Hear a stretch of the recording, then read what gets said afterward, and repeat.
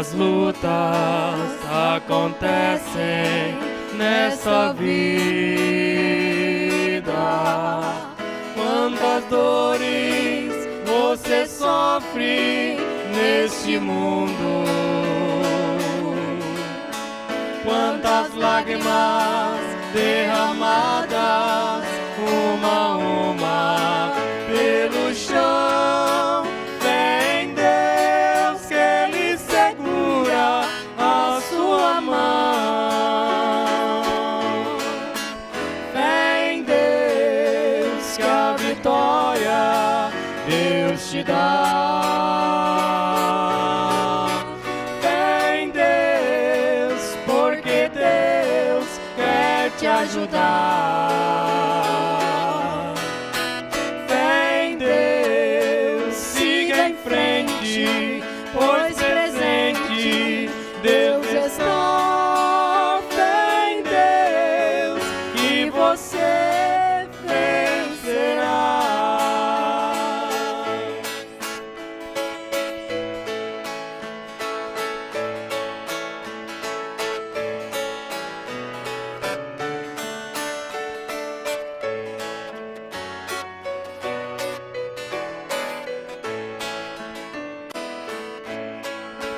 Quantas horas tão difíceis você passa, por momentos que até pensa em parar. Quantas horas tua cruz você quer abandonar. Fé em Deus, que Deus te ajuda a caminhar. Fé em Deus, que a vitória Deus te dá. Fé em Deus, porque Deus quer te ajudar. Fé em Deus, siga em frente, pois presente Deus está. Fé em Deus e você vencerá.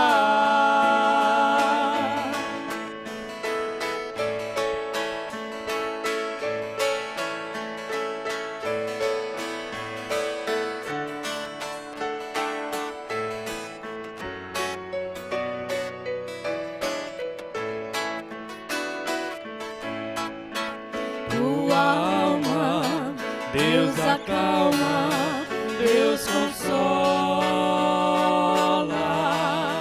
Tuas lágrimas Deus também quer enxugar. Deus te livra dos perigos no caminho para o lar. Fé em Deus, pois a vitória Deus te dá. Fé em Deus, que a vitória Deus te dá. Fé em Deus, porque Deus quer te ajudar. Fé em Deus, siga em frente, pois presente Deus está. Fé em Deus e você vencerá. Fé em Deus, siga em frente, pois presente Deus está. Fé em Deus e você vencerá.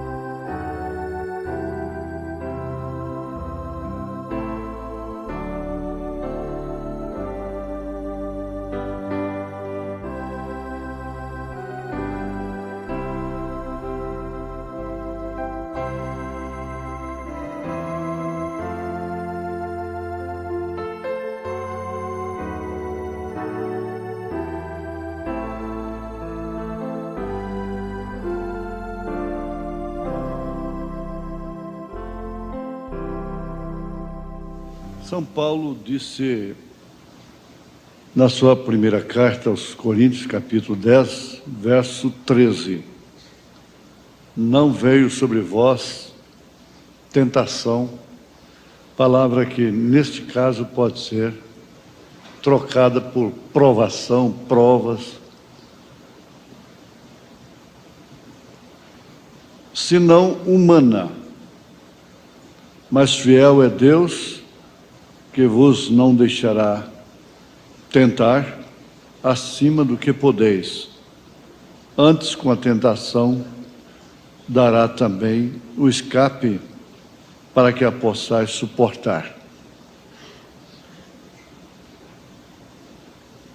Isso aqui, na verdade, encampa todos os fatores da vida: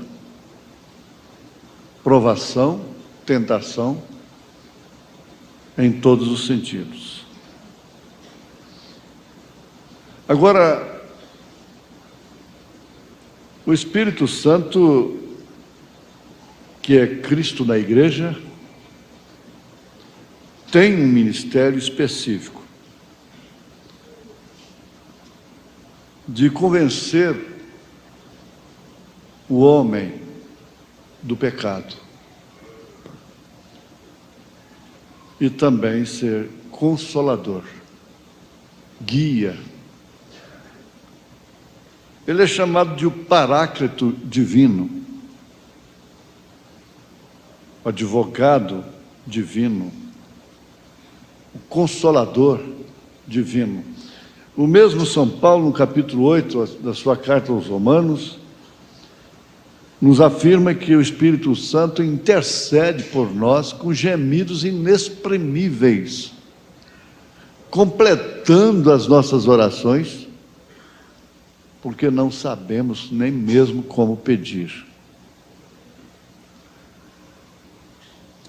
Nós queremos fixar de início uma coisa muito importante em relação aos propósitos de Deus, ao criar os animais, as aves e, por fim, o homem, toda a criação, todo o reino animal, vegetal, mineral. E ele deixou uma mensagem, uma característica em cada uma de suas criaturas, dessa criação, que realmente vem deixar o homem, todo o homem inexcusável, ou todos os homens inexcusáveis diante de Deus. Assim afirma o apóstolo São Paulo. E a natureza deixa todos os homens inexcusáveis. 4 animais são especiais na revelação dos selos do Apocalipse, que é o leão, o boi, o homem e a águia. Deus colocou estrutura em cada um para o seu devido tipo de vida, maneira de viver, sobrevivência.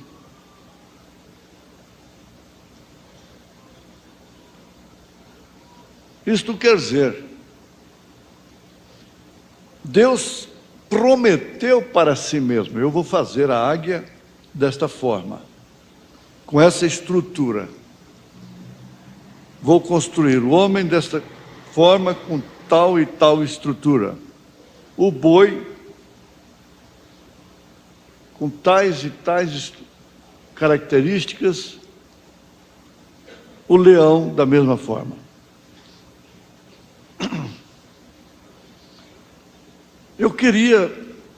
Eu gostaria de ver, juntamente com os irmãos, a promessa de Deus materializada.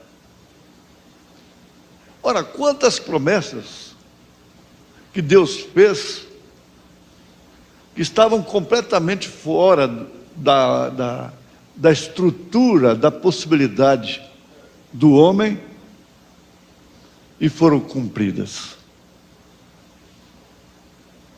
cumpridas exatamente como elas foram ditas. E Paulo, se referindo a Abraão, diz que ele estava certíssimo de que aquilo que Deus prometeu era capaz também de cumprir. Certíssimo. Isso é no superlativo. É tudo que você possa ter de extremo, de absoluto.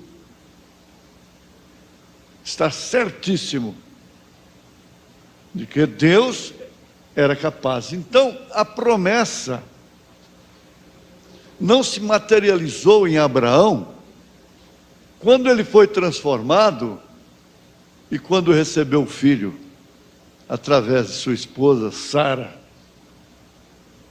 porque já eram velhos quando receberam a promessa. A promessa foi materializada na hora que eles a ouviram. Porque aquilo era assim, diz o Senhor. Não importava mais o tempo. Para Abraão não importava o tempo. Quantos anos levassem para se cumprir aquilo que ouviu de Elohim, do Senhor. Estava cada vez mais velho, fugindo totalmente de sua estrutura, de suas possibilidades, cada vez mais. Quando ele recebeu a promessa, nem ele nem Sara não tinha mais possibilidade humana. E passaram 25 anos ainda para aquilo se cumprir.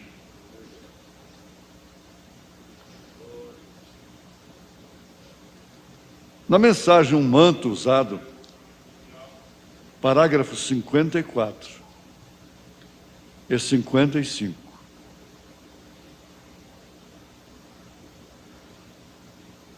Se referindo também a Elias e Eliseu, o irmão Brana diz: e então Elias disse a Eliseu: é melhor você voltar, porque o caminho pode ser um pouquinho difícil. Você vê que sempre Elias estava dizendo: fique aqui que eu vou ali. Não, não te deixarei. Sempre se lembra da Ruth com a Noemi. O profeta continua dizendo: mas um homem de Deus que uma vez encarou isto, ou que já lhe foi lançado em seu ombro o manto da justiça e do poder de Deus, não volta facilmente. Me deixe, vá. Não, não te deixarei. Vocês também não querem ir? Para quem iremos nós? Em outras palavras, não te deixaremos. São João capítulo 6.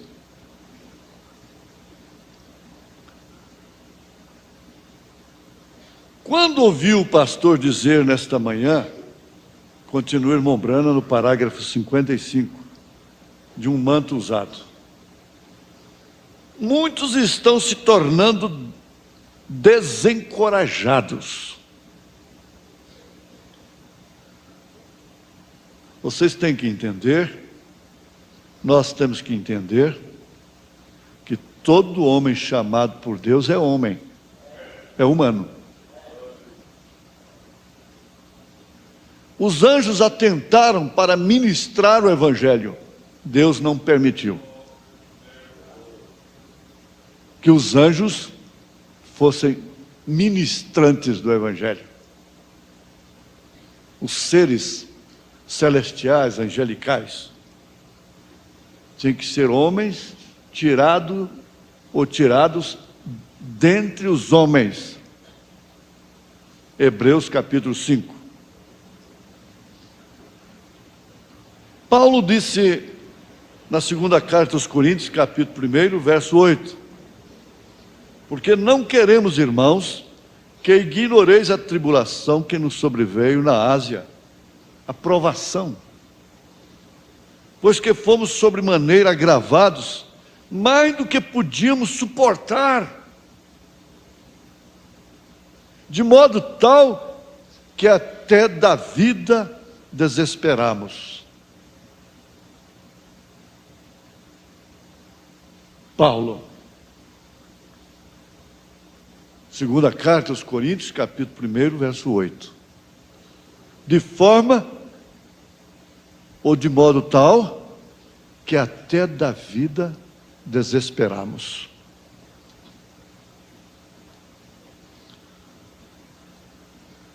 Então, continuemos com o profeta irmão Brana.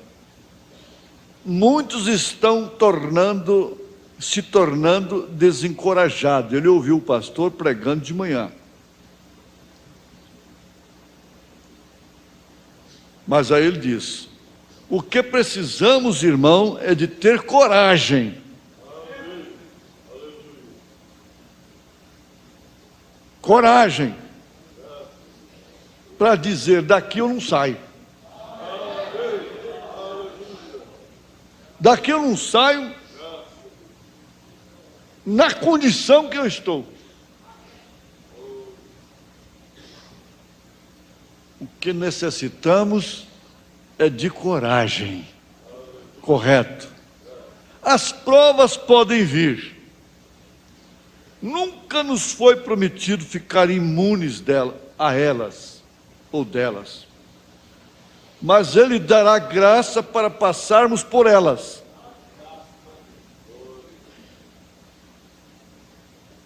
Se a montanha é muito alta para atravessá-la, muito profunda para passarmos por baixo, muito larga para darmos a volta, Ele dará graça para que possamos transpô-la. Eu quero repetir isto, falando a milhares de pessoas. Quero repetir isso porque eu sei que isso é bom para o psíquico, para o físico, para o espírito, para a alma.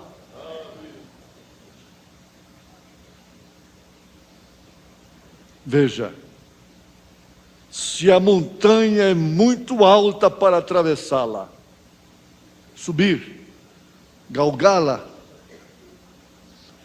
muito profunda para passarmos por baixo, muito larga para darmos a volta, Ele, o Senhor Jesus, o Espírito Santo, falamos este nome sobre o sangue de Jesus Cristo, dará graça para que possamos transpô-la. Está realmente diante de nós, como estava diante de Paulo, como estava diante do irmão Branham, como estava diante de Jó e de todos os cristãos. Montanha que não pode ser vencida por baixo. Não podemos passar por cima, nem darmos a volta. Nós vamos ter que transpô-la, ou transpô-las. Se tão somente sermos confiantes,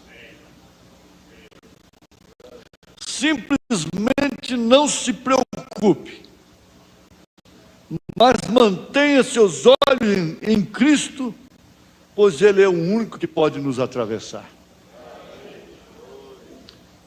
Indo para o parágrafo 61 da mesma mensagem, um manto usado, o profeta diz: eu lhe digo, Quando Deus estabelece um homem para uma prova no mundo, ele tem que ter algo melhor do que o mundo possui.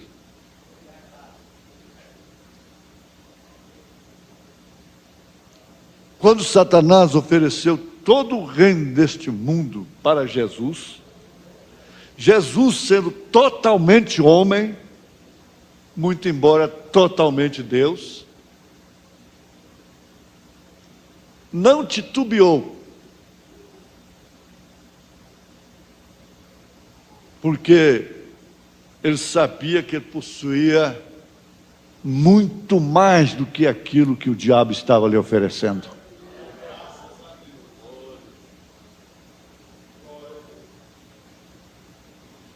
Preste bem atenção, porque nós dependemos disso. Sua neném depende disso. Nós dependemos disso. Vejamos. E eu quero generalizar isto aqui. Eu lhe digo, quando Deus estabelece um homem, uma mulher, uma moça, uma criança já consciente para uma prova no mundo, essa pessoa tem que ter algo melhor do que o mundo possui. Aí vem a sua autoestima. Aí vem o grande segredo de possuir aquilo que Deus nos deu, de dar valor naquilo que Deus nos deu. Quando Jesus desafiou o mundo, desafiou os milionários, os mais ricos do mundo, famosos, suas cinzas irão para seus jardins? Eu ouvi uma expressão engraçada: caixão não tem gaveta, caixão de defunto não tem gaveta.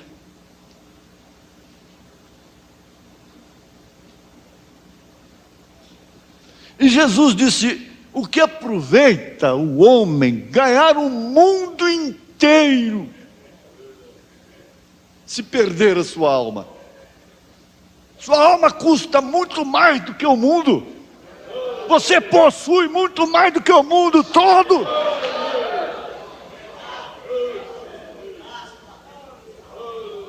Possui muito mais do que aquele homem, do que aquela mulher.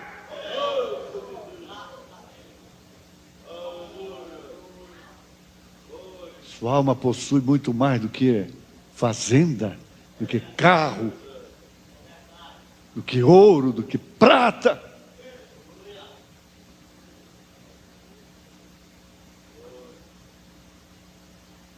Ele tem que ter algo melhor do que o mundo possui.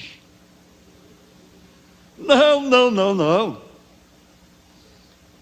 Você está dizendo uma coisa: eu não estou no shopping nesta hora, em outro ambiente para jovens ou para adultos nesse instante, porque eu possuo coisa melhor. Eu tenho coisa melhor. Você tem coisa melhor do que televisão, do que novela, do que rock and roll. Na igreja nós temos hinos muito melhores.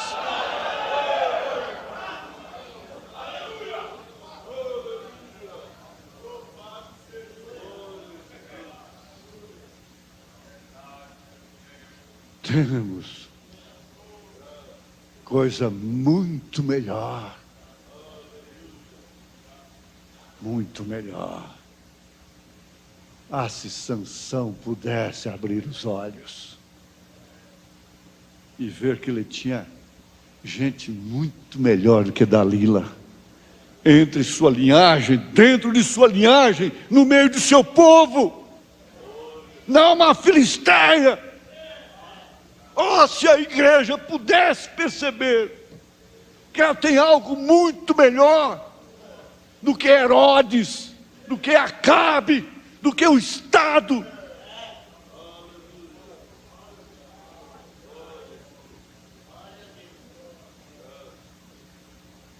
Você tem muito mais do que todos os prêmios acumulados de loteria no mundo. Caixão de defunto não tem gaveta.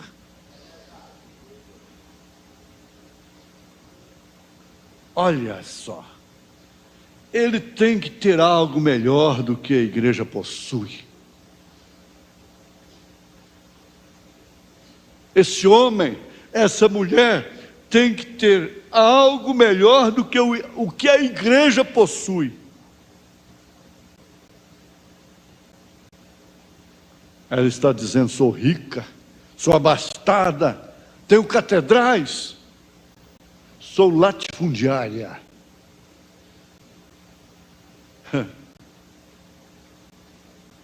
Ele, esse homem,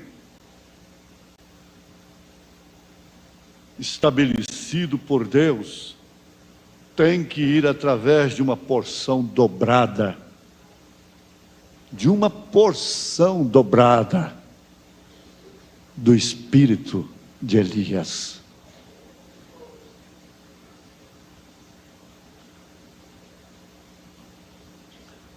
Eu acho tão importante para mim, o quanto é importante para estes milhares que nos ouvem nesse instante. No parágrafo 67, o profeta diz: mas às vezes olho para mim mesmo e penso, tenho sido tão molenga na minha vida.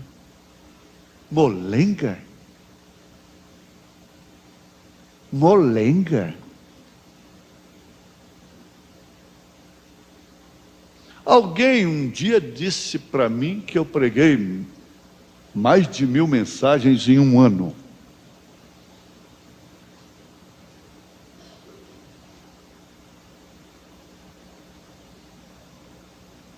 Eu também me considero um ladrão do tempo. Ele disse que aquele ladrão da direita representa ele. Mas ele disse: eu nunca roubei nada de ninguém, mas tenho roubado o tempo de Deus. Você rouba tempo que você poderia estar com Deus.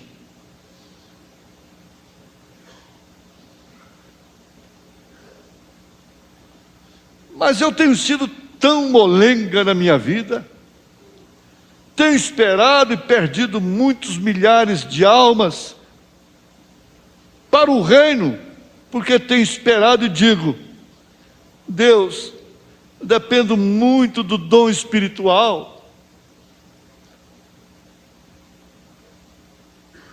dependo do assim diz o Senhor, vamos dizer, e digo: Senhor, se tu apenas me mostrares, se tu me deres uma visão do que fazer. Ora, Deus sempre dava as visões para ele, e ele tinha razão sobeja para esperar que tivesse uma visão primeiro.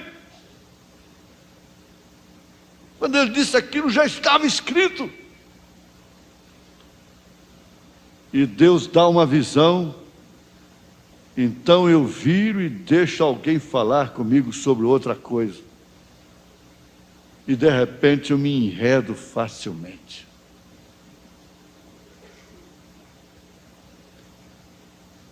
Pagou caro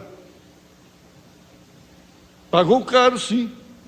Perdeu a primeira esposa, perdeu o filho, porque foi escutar. E quantas pessoas morreram por causa de sua desobediência? Porque escutou a sua primeira sogra.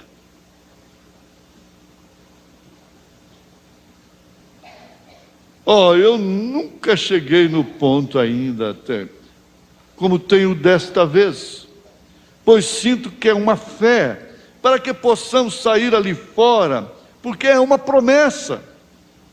E as coisas que Ele tem feito, e as curas que Ele tem realizado, e os milagres, tanto que desceu, e sua foto foi tirada ao nosso lado, e assim por diante, os quais nunca foram conhecidos desde que o mundo começou.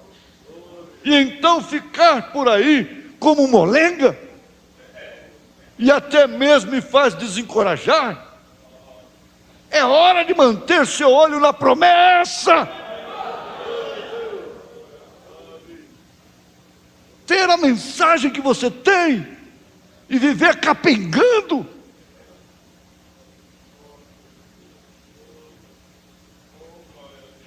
Isto é o que pela graça de Deus almejo fazer. E sei que cada diabo do inferno correrá disto.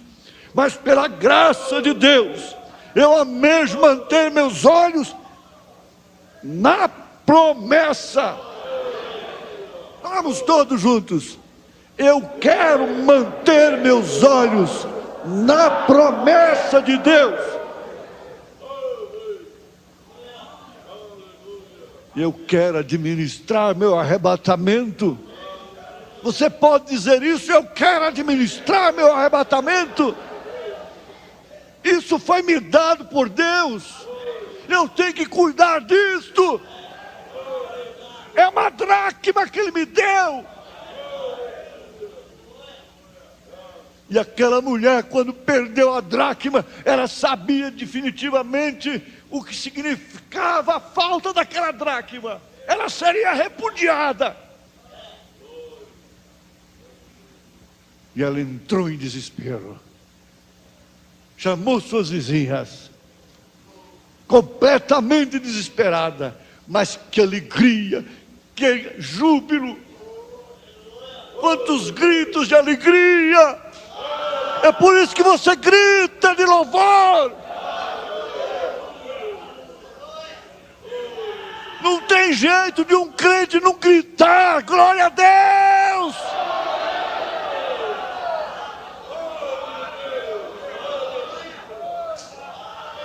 Não tem jeito de um crente ser um molenga que não possa dar um glória a Deus. Uma molenga que não pode abrir sua boca e gritar glória a Deus. Achei a dracma. Achei a dracma.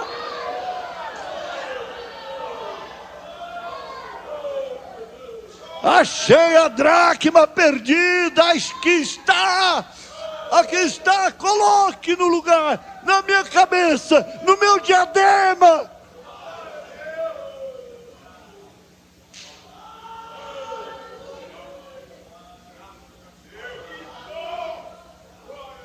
Como que ela poderia ficar intacta?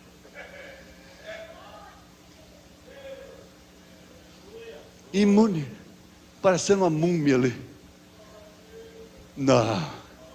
Se você achar a dracma, você vai explodir de alegria. Você vai explodir de alegria.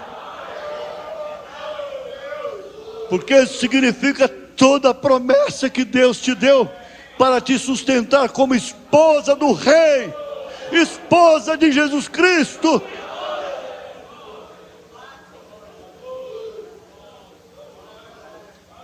Ah, meu Deus, ó Jesus, aleluia, aleluia. Nesta hora nós não somos algo que nós pensamos ser. Fracos, vencidos, molengas, preguiçosos, cansados, frouxos, queixosos, doentes.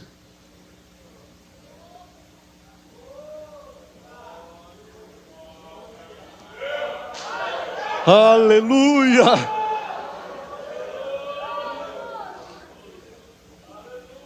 Aleluia! Aleluia, Jesus!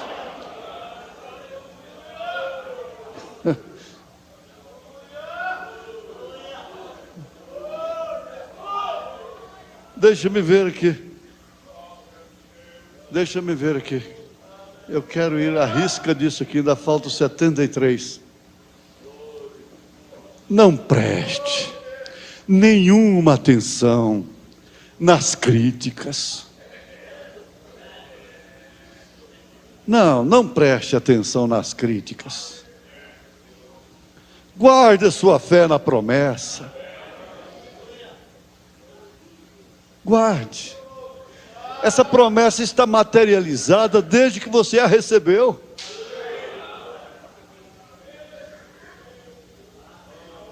Desde que você a recebeu. Assim disse Deus.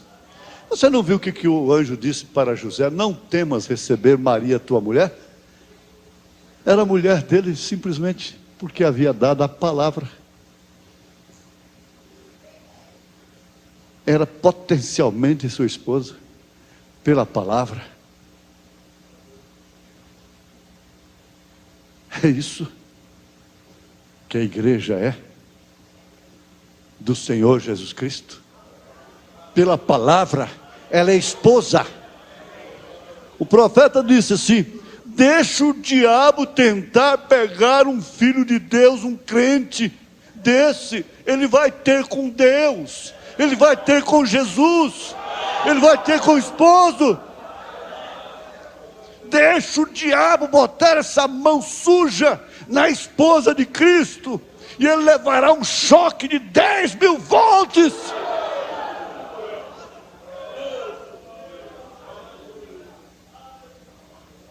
Ele gera nela. Ele é um gerador de eletricidade. E o diabo não pode, definitivamente. O irmão Branham disse, ele levou esse choque lá no monte da tentação. E em cada tentação, em cada limite dos filhos de Deus, ele leva o mesmo choque. Ele disse assim: agora apanhei o Jó. Apanhei até a mulher dele. Você quer ver? O que eu vou fazer? Vai lá e diga para ele amaldiçoar o Deus dele e morrer. E ela obedeceu na íntegra. Ela foi lá e disse: por que você não amaldiçoa esse Deus seu e morre? Pelo menos para mim ficar viúva, com o nariz tampado, por causa do mau cheiro. Mas ele levou um choque de 10.000 volts. Saiu faísca para todo lado.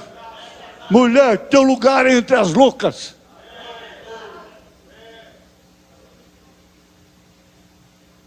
Quem sou eu para amaldiçoar meu Deus? Guarde a sua fé na promessa. Assim disse Deus. A oração da fé salvará o enfermo. Deus disse assim. E Deus o levantará. Se ele pode fazer um surdo mudo ouvir, ele pode fazer outro surdo mudo ouvir. Nós sabemos através de provas infalíveis que ele faz aquilo.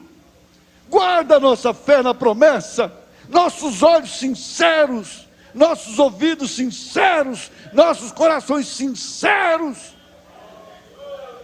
E uma coisa, em Jesus Cristo, e Ele é capaz de realizar aquilo que Ele prometeu. Ele é capaz. Você está certíssimo como Abraão, que Ele é capaz de realizar o que Ele prometeu. Oh, quando pensamos naquilo, isto muda todo o quadro. Quando obtemos aquilo, Deus faz a promessa. Foi Deus quem disse isto.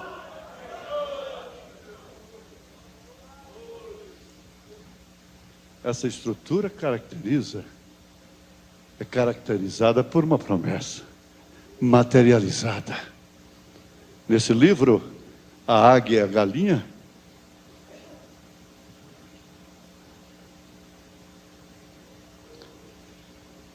James Agee conta a história do camponês e a águia. Era uma vez um camponês que foi à floresta vizinha apanhar um pássaro para mantê-lo cativo em sua casa. Conseguiu pegar um filhote de águia. Logo de quê? Colocou-o no galinheiro junto com as galinhas. E aquele filhote de águia então cresceu comendo milho e ração própria para galinhas. Embora a águia fosse o rei, rainha de todos os pássaros, estava comendo com galinha como galinha, com galinha e como galinha.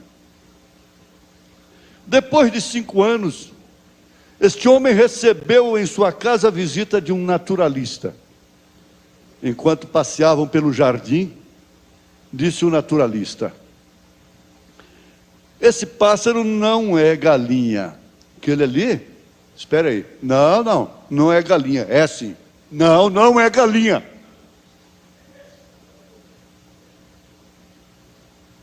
Não é galinha. Ele conhecia. Ele sabia. Eles olham você lá na escola, já sabem que você não é aquilo que eles são.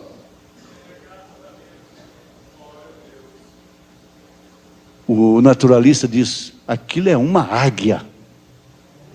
Identificou a ave. Aí não tinha mais jeito.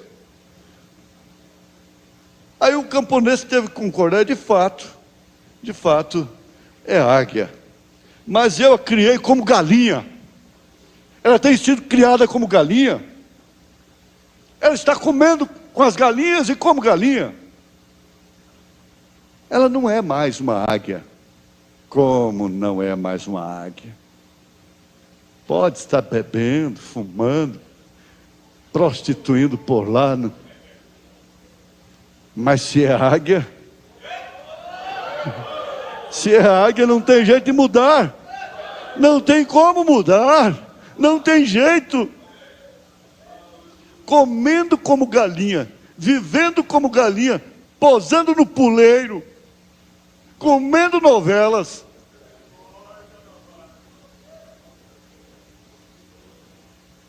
Indo para aqueles lugarzinhos lá de cerveja e o camponês diz: transformou-se em galinha como as outras, apesar das asas de quase 3 metros de extensão. Mas que galinha grande, hein? Que diferença tremenda, que utopia daquele camponês. O naturalista retrucou, dizendo: ela é e será sempre uma águia, pois tem um coração de águia. Tem um coração de águia. Este coração a fará um dia voar às alturas. Eu queria assistir aquilo.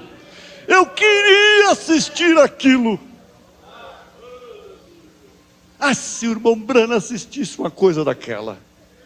Não, insistiu o camponês. Ela virou galinha e jamais voará como águia. Veja só como estavam enganados a seu respeito. Então decidiram fazer uma prova. É a prova. Tem que ser provado. A sua natureza tem que ser provada. Você está sendo provada. Eu nasci sob provas e vou viver toda a minha vida sob provas.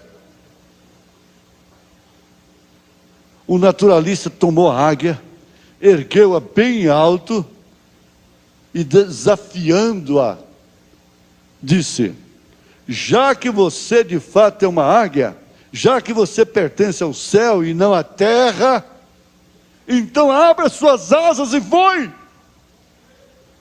A águia pousou sobre o braço estendido do naturalista. Olhava distraidamente ao redor. Não estava entendendo a mensagem.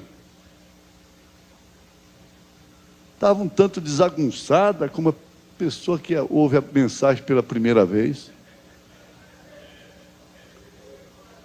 Olhando assim para o lado, olhando as galinhas lá embaixo, ciscando grãos. De repente pulou, para a decepção do naturalista e para gozo do camponês. Pulou para junto das galinhas. Foi beber sua cervejinha, foi para o cinema, foi para o motel, botou uns óculos insuspeitos na cara, fez aquela coisa toda, umas roupinhas suspeitas, e voltou a agir como galinha.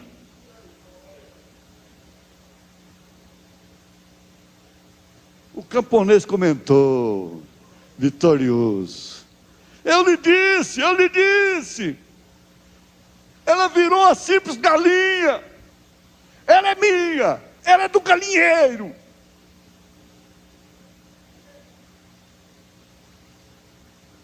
Escuta aqui, me dê licença. Você viu alguma vez o galo cruzar com essa galinha? Não. Então ela não é galinha.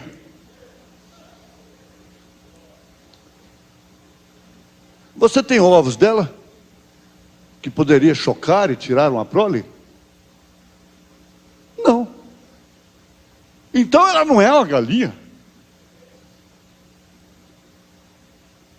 Ela, de vez em quando, fica choca, enjoada, nervosa, arrepiando à toa assim. Croc, croc, croc, croc, croc, croc. Não. Então ela não é galinha. É assim, é galinha. Vamos experimentar amanhã novamente. No dia seguinte, o naturalista subiu com a águia no teto da casa. Sussurrou-lhe. Subiu mais alto, o pregador subiu mais alto com ela. Levou a um nível mais alto. E não gritou com ela, não. Falou baixinho no ouvido dela, igual a irmã Bruna falou com aquele valentão. Águia, águia, águia. Ó águia que está me ouvindo agora. Águia. Você não nasceu para aquilo. Você não nasceu para isto. Você está passando uma prova de natureza, mas há uma promessa encarnada em você, que lhe deu uma estrutura completamente em você, está materializada. Águia, você não é para isso. Águia, já que você é uma águia, abra suas asas e voe. Voe, você vai conhecer as alturas, conhecer sua família real. Mas quando a águia viu lá embaixo as galinhas com seus cabelinhos cortados, seus olhos pintados, suas unhas pintadas, seus shorts, seu rebolar, seus saltos altos, viu aquelas mesinhas lá postas ali numa área de um shopping, e... Oi, vem cá, me dá isso aí. Pulou e foi para junto delas. Não suportou. Mas ela continuou sendo águia.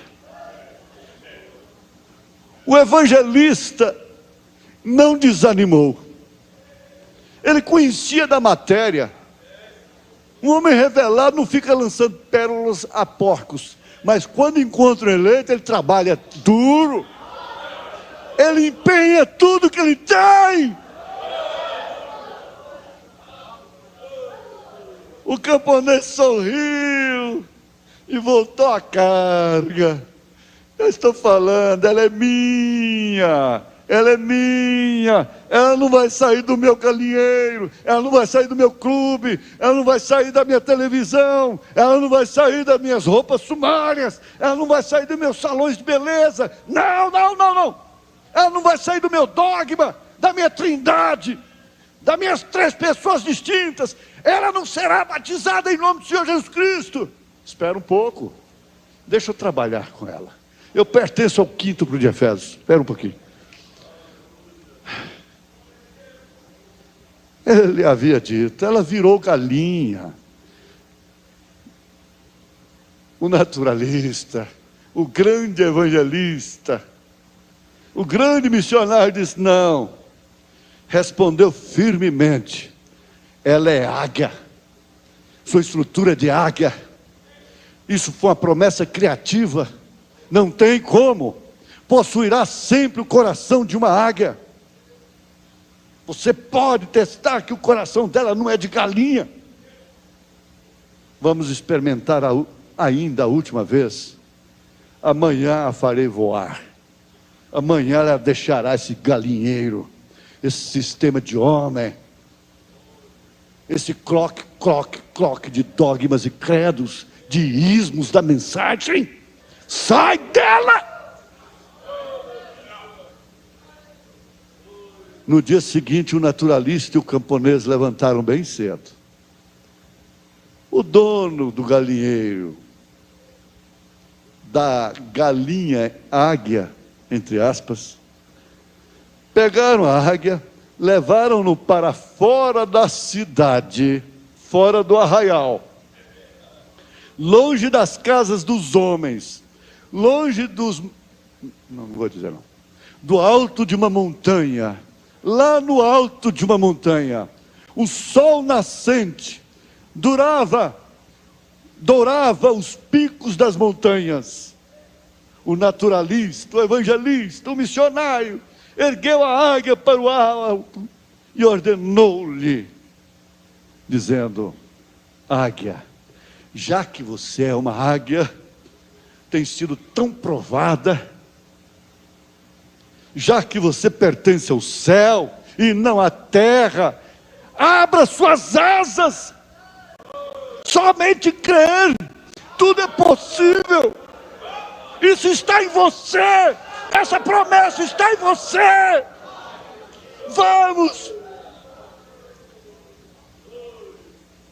A águia olhou ao redor, de uma forma imperiosa até, característica dela, aí sim começou a se arrepiar,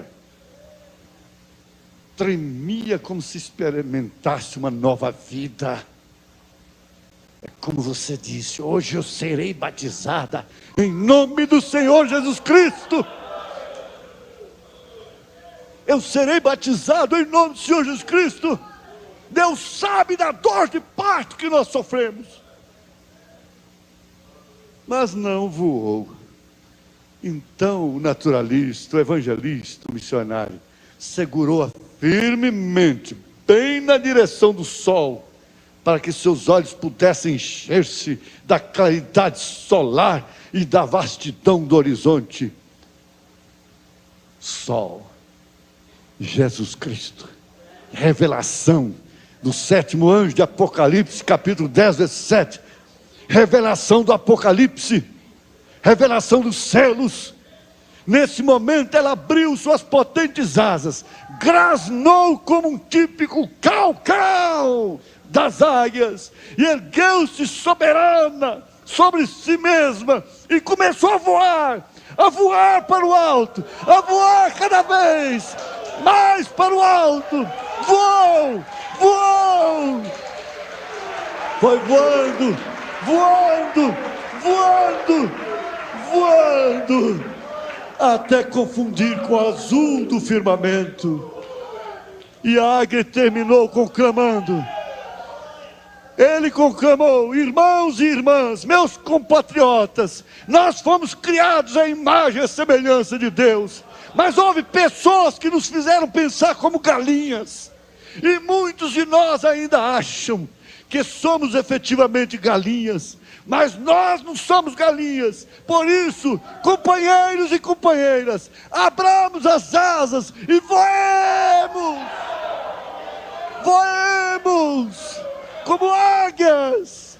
Jamais nos contentaremos com os grãos que nos jogarem aos pés para ciscar, baixaria, baixarias.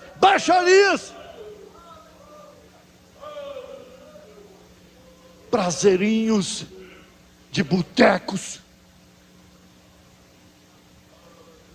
Você não troca a sua estrutura, a sua constituição pelo mundo todo. Não. A promessa está materializada.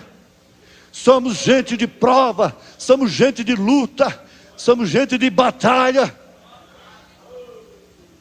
Aleluia. Fiquemos de pé. Vamos abrir, levantar nossos braços, saudando a Jesus Cristo, saudando, como num voo espiritual, como num voo. Aleluia, aleluia, aleluia.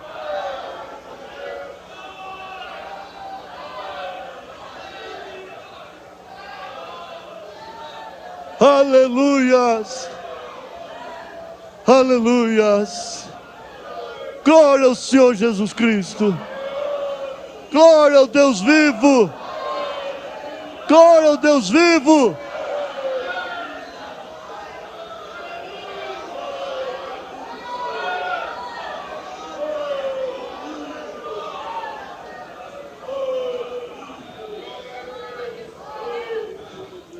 Ainda tínhamos mais 3 mensagens aqui concordando com essas provas e promessas. Mas Deus te abençoou. Deus me abençoou. Deus nos abençoou.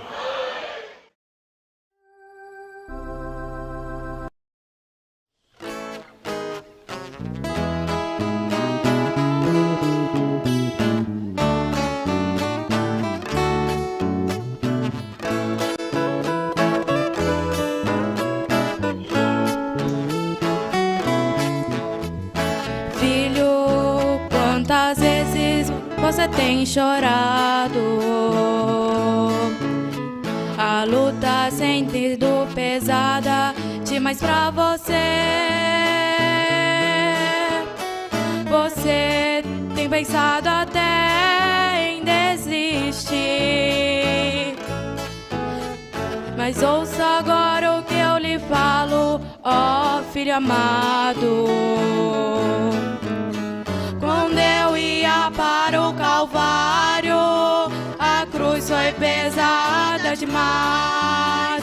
Às vezes eu caía e me levantava. Se eu tivesse desistido, você não teria vida. Ninguém vence sem lutar. Filho, prossiga.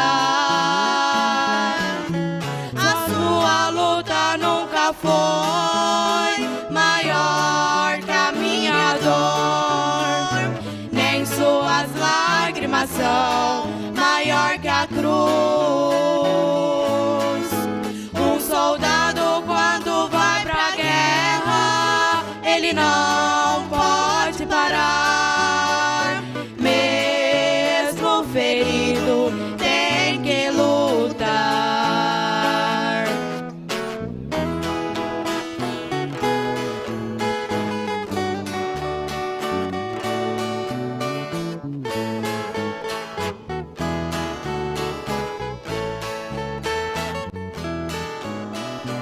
Filho, você pensa às vezes que está sozinho.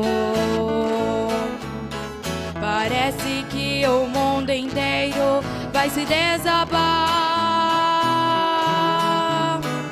Você olhe para o lado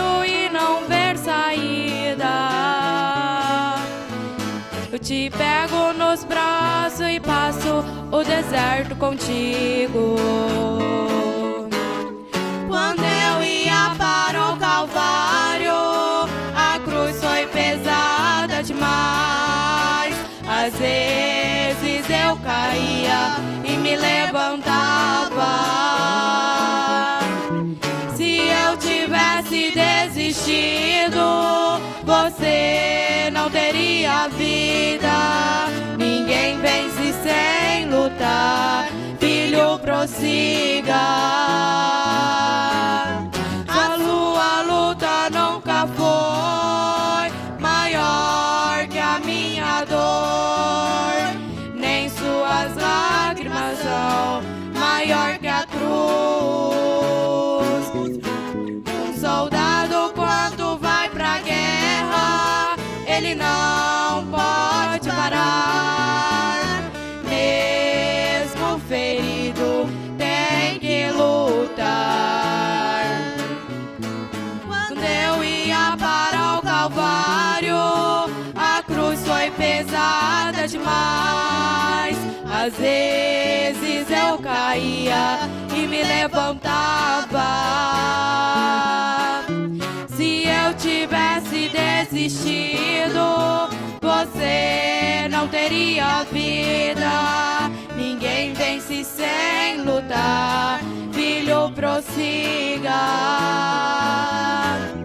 A sua luta nunca foi maior que a minha dor, nem suas lágrimas são maior que a cruz. Um soldado quando vai pra guerra, ele não pode parar. Mesmo ferido, tem que lutar. Um soldado quando vai